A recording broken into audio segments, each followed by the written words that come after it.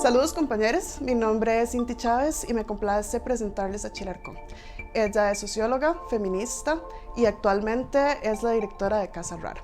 Les presentamos el módulo 5, el cual es acerca de seguridad para personas en condiciones de vulnerabilidad.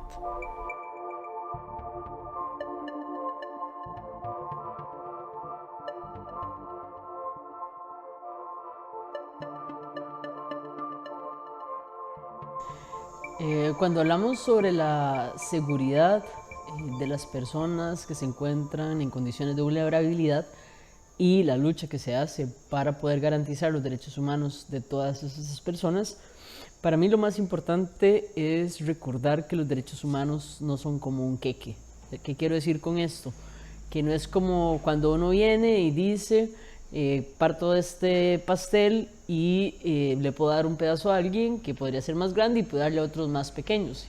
No significa que si le doy derechos humanos a más personas o decido ampliar la categoría de algunos derechos, por ejemplo, cuando digo los derechos de las mujeres cis y trans son exactamente los mismos, o las personas trans, las mujeres trans o personas no binarias pueden incluirse sobre los derechos de las mujeres, no quiero decir eso que los derechos de las mujeres van a disminuirse, bueno, porque no son un queque, sino al contrario que van a aumentarse. O sea, entre más personas tengan derechos vamos a tener un mundo más justo y más igualitario. ¿Por qué hago esta aclaración? Porque muchas veces el abordaje que se hace para trabajar con las personas en condiciones de vulnerabilidad parece que es un trabajo escalonado y que la seguridad va a depender del grupo específico al que se pertenezca. Y si bien esto podría ser cierto en algunos momentos, no podemos olvidarnos de la interseccionalidad. ¿Qué es la interseccionalidad? La interseccionalidad tiene que ver con el reconocimiento, digamos, de personas que tienen algunas características, condiciones o procesos en común, pero que a la vez podemos decir todas esas personas no son iguales, todas las personas son distintas. Aunque estamos hablando de las mujeres, que podría ser las mujeres cis o trans, podemos ver que hay algunas mujeres dentro de ese gran grupo que podría tener alguna condición mayor o menor de vulnerabilidad. Cuando estamos en estos procesos donde empezamos a reconocer la especificidad, por ejemplo, de las mujeres indígenas, de las mujeres afro, de las mujeres rurales, de las mujeres trans, de las niñas o las adolescentes, podemos darnos cuenta que todas esas personas tienen características distintas y la estrategia de seguridad debe ser otra. Durante mucho tiempo estuve trabajando en un territorio indígena en Talamanca y, por ejemplo, nos decían que para atender la violencia contra las mujeres, el protocolo lo que exige es llamar al 911. Como ustedes sabrán, hay muchas comunidades en el territorio indígena que no tienen señal. Esa estrategia de seguridad no funciona, aunque decimos que para prevenir la violencia contra las mujeres, una cosa que podrían hacer es llamar al 911, la realidad es que no a todas las personas les funciona. Entonces, cuando vemos esa especificidad, vemos que se construye una matriz donde a algunas personas le pueden dar unos privilegios, es decir, si yo tengo un lugar en el que siempre tengo saldo, siempre tengo buena señal, yo podría hacer la llamada al 911, pero si yo me encuentro en un territorio indígena, no podría hacer esa llamada y entonces ocupo otra medida. Cuando hablamos de estas condiciones, de estas personas en condición de vulnerabilidad, lo que tenemos que ver no solo es cómo garantizamos la seguridad para todas las personas con las leyes o los protocolos que tenemos, sino más bien cómo hacemos que esas personas tengan acceso a ciertas herramientas que les permita guardar su seguridad, garantizar sus derechos y poder ser parte de los procesos o de los macroprocesos que tenemos en nuestra sociedad, en los movimientos sociales para poder garantizar sus derechos humanos.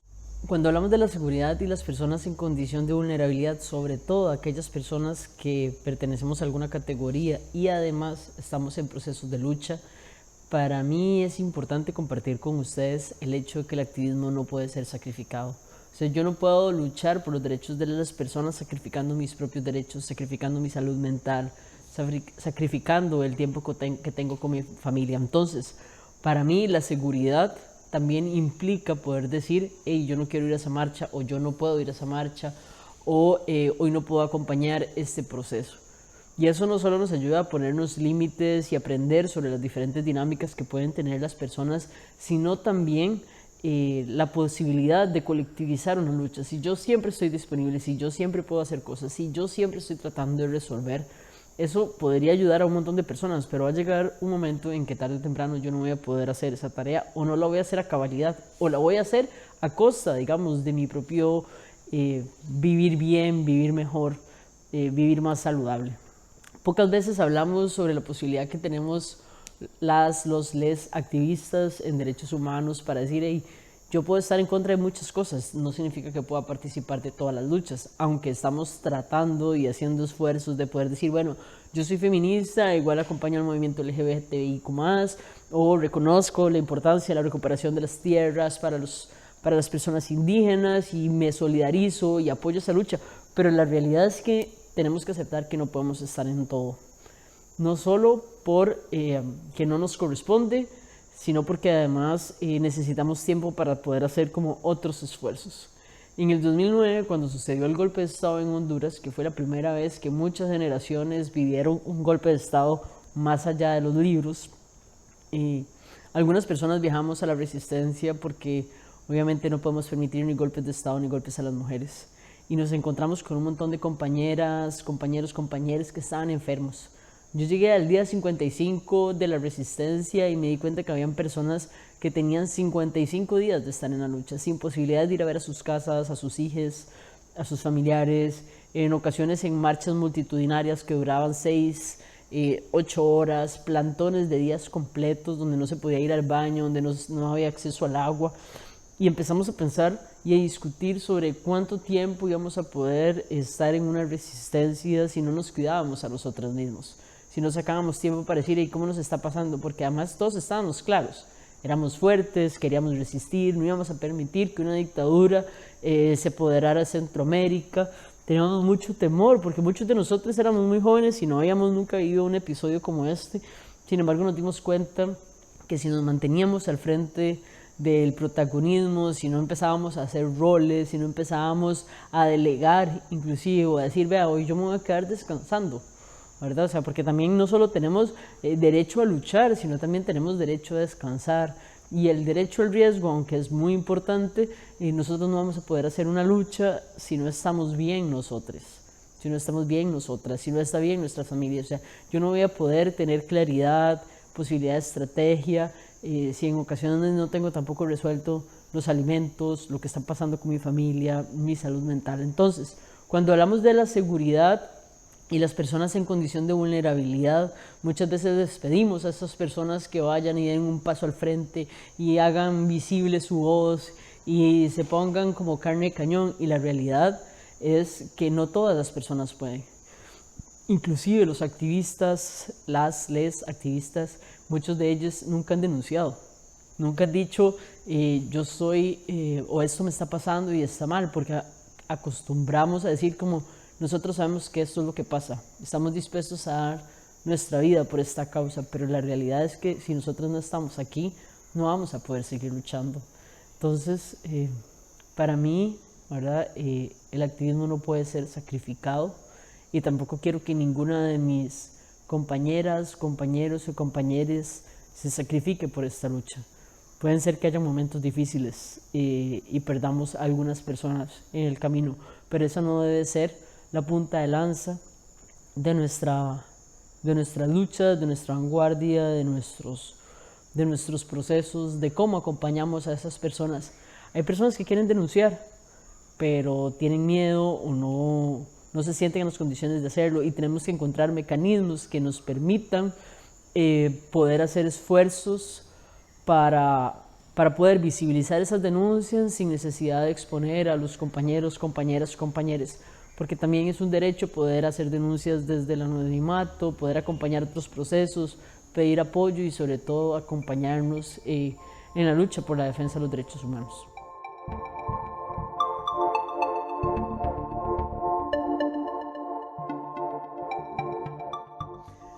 Cuando hablamos de la seguridad y las personas en condición de vulnerabilidad, o personas vulnerabilizadas, o poblaciones vulnerables, o en condiciones de vulnerabilidad, o sea, como que hemos visto que se refieren a esta característica de muchas formas. Entonces, importante no hablar de poblaciones porque parece que estamos hablando de un grupo que comparte siempre las mismas características y como vimos antes, no es así. Todas las personas somos diferentes y aunque podamos compartir algunos macroprocesos, la realidad es que tenemos otras características propias de nuestra identidad, el género, la edad, el lugar en el que vivimos, que nos podrían hacer distintos, aunque podríamos parecer todos, todas, todes iguales. Lo más importante acá es que hay que reconocer que hay algunos procesos que para algunas personas podrían significar privilegios y para otras personas podrían significar garantía de derechos humanos y para otras personas más bien significaría mayor vulnerabilidad. El ejemplo que les voy a compartir tiene que ver con la lucha por el matrimonio igualitario de las personas LGBTIQ+. Cuando iniciamos la discusión decíamos que este derecho, que es un derecho humano, era lo más importante, o la lucha o los pasos que teníamos que seguir para garantizar la igualdad real de todas las personas, incluyendo las personas LGBTIQ+. Había algunas personas que decían que el matrimonio igualitario en realidad era una propuesta que le iba a dar privilegios y que solo serviría para las personas que tienen algún patrimonio que compartir, que están preocupadas de que si alguno de los dos fallece, ya no va a poder dejarle sus bienes a su pareja, a su esposo o esposa de la vida. Tuvimos esta discusión y luego decíamos, bueno, no, pero es que también es el derecho a la visita en el hospital, el derecho a la pensión, ¿verdad? Y nos dábamos cuenta, digamos, que habían para algunas personas que eso no era lo más urgente, ¿verdad? Sin embargo, eso nos iba a dar la posibilidad de poder dar otras discusiones. Entonces, cuando hablamos de estas personas, digamos, o queremos referirnos a la condición de vulnerabilidad, que para mí es el término más adecuado para no decir vulnerabilizadas, porque eso parece como que hay algo, un ente externo que las está poniendo en esa condición de desigualdad, y la realidad es que podemos hablar de cuál es ese ente. Estamos hablando del capitalismo, estamos hablando del patriarcado, estamos hablando del racismo, estamos hablando de la etnofobia, y que es importante nombrarles, ¿verdad? Y que hablar de las personas vulnerabilizadas no permite, digamos, dar esta discusión. Hablamos de las personas vulnerables como si fuera una característica de esas personas y la realidad es que de nuevo es el sistema quien les está oprimiendo. Yo podría hablar de una persona con discapacidad y la gente podría decir, bueno, es que tiene una discapacidad porque no se puede mover fácilmente, pero no se mueve fácilmente porque tenemos un país, ¿verdad? Un estado que no se está preocupando porque las personas con discapacidad puedan transitar libremente en cualquier espacio.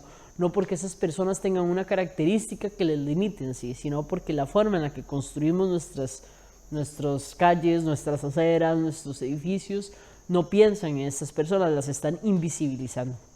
Entonces, el mejor término sería en condición de vulnerabilidad, porque eso nos permite reconocer que son condiciones que podemos cambiar.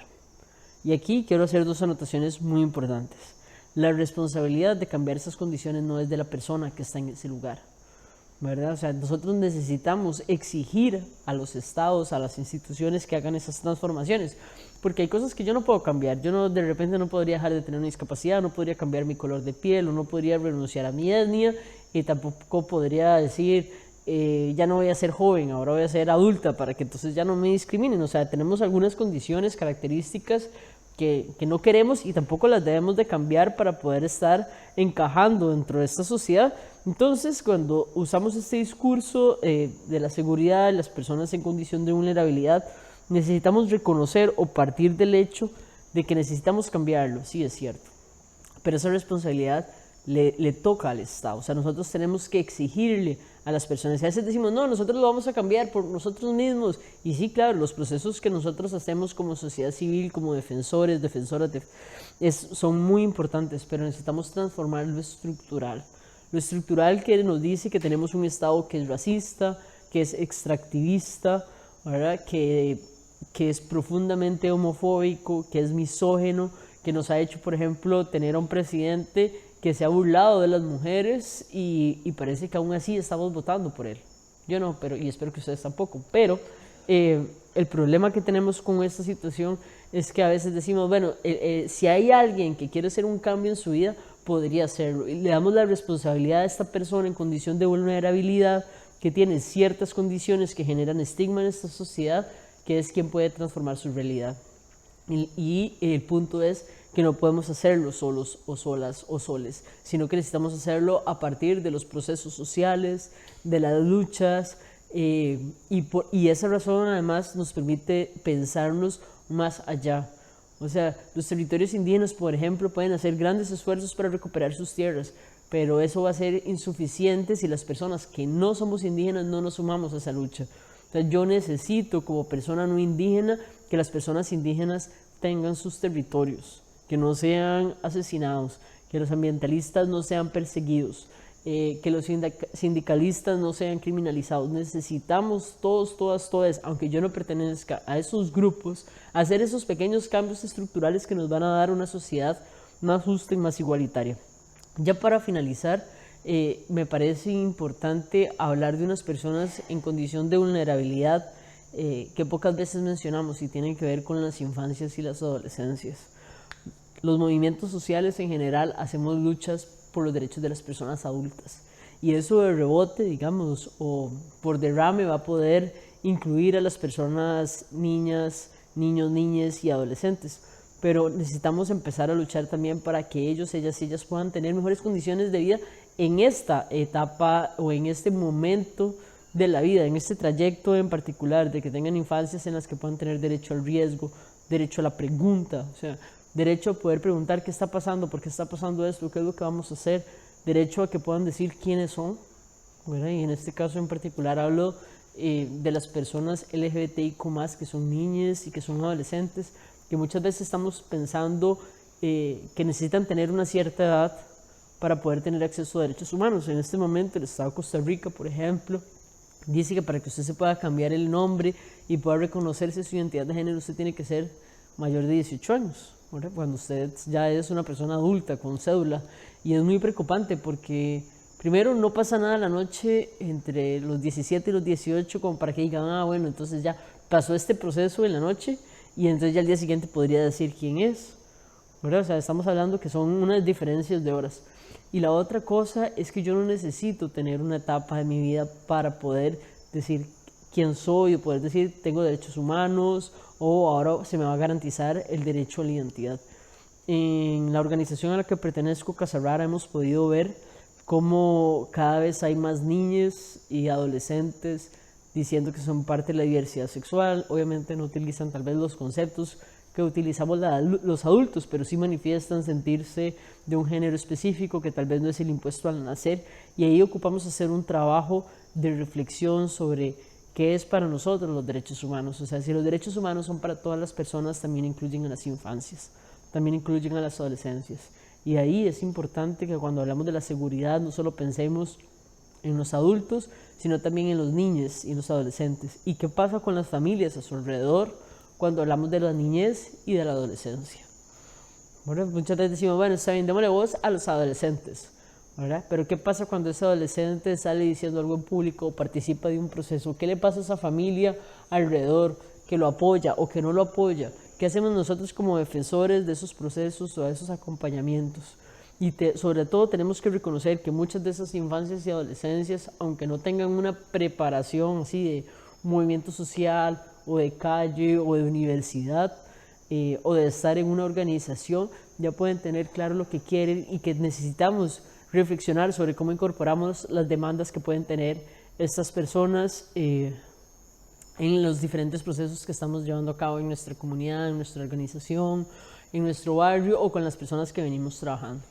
Generalmente cuando estamos trabajando con otros grupos o estamos tratando de establecer diálogos con otras personas que tal vez no pertenecen al movimiento social o a la causa con la que trabajamos, nos volvemos muy exigentes y decimos, bueno, es que esta es la lucha y si no estoy de acuerdo en su totalidad, no podemos establecer la posibilidad de diálogo.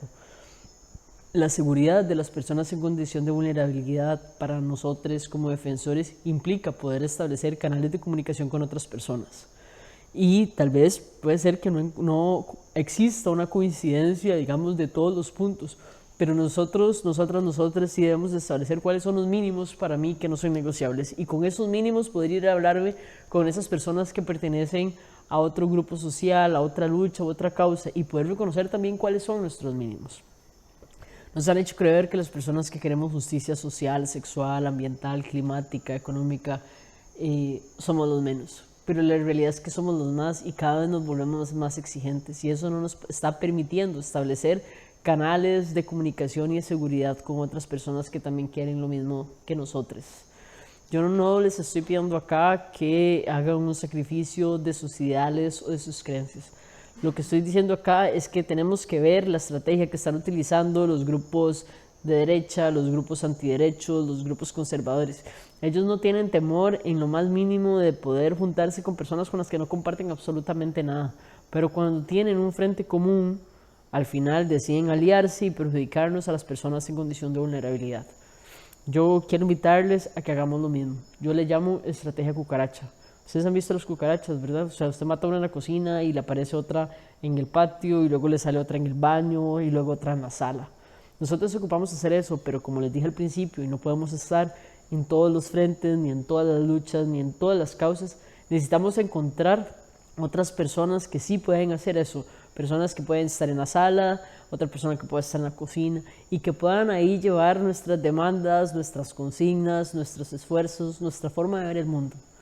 A veces las coincidencias se van a dar cuenta que son mucho más que las diferencias que tenemos y que muchas veces esas diferencias se basan en el desconocimiento, la desinformación y la competencia, que son valores que no nos ayudan a nada, digamos, en nuestro proceso de una justicia social, sexual, climática, económica, etc.